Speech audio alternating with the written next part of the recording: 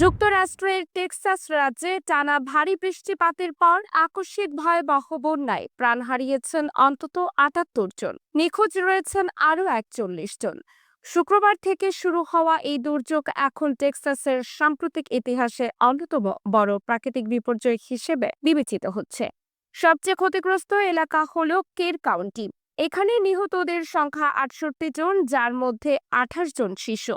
এই এলাকায় সেদিন খ্রিস্টান মেয়েদের সামার ক্যাম্প স্থাপন করা হয়েছিল নদীর তীরে। সেই ক্যাম্প থেকে এখনো নিখোঁজ রয়েছে ১০ জন কিশোরী মেয়ে ও তাদের একজন কাউন্সিলর।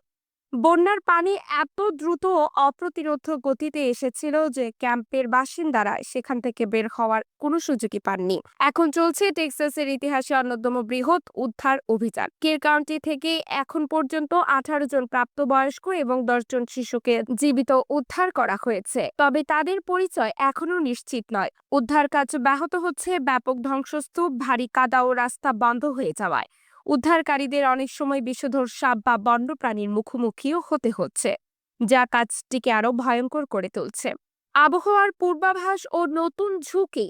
কর্মকর্তারা আশঙ্কা করছেন আগামী ২৪ থেকে ৪৮ ঘন্টার মধ্যে নতুন করে ঝড় হতে পারে। যদি তা ঘটে তবে নিখোঁজদের খোঁজ পাওয়া আরো কঠিন হয়ে উঠবে আর মৃতের সংখ্যাও বাড়তে পারে।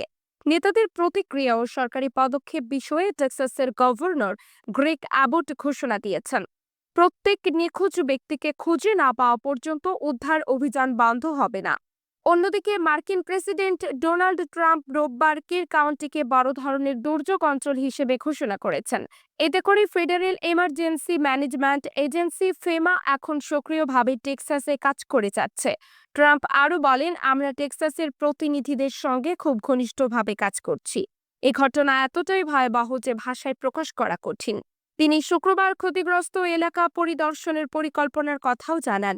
আকস্মিক এই বন্যা শুধু মানুষের জীবন কেড়ে নেয়নি, ছিন্নভিন্ন করে দিয়েছে অসংখ্য পরিবার। বিশেষ করে শিশুদের মৃত্যু ও নিখোঁজ হওয়ার ঘটনাগুলো হৃদয় বিদারক।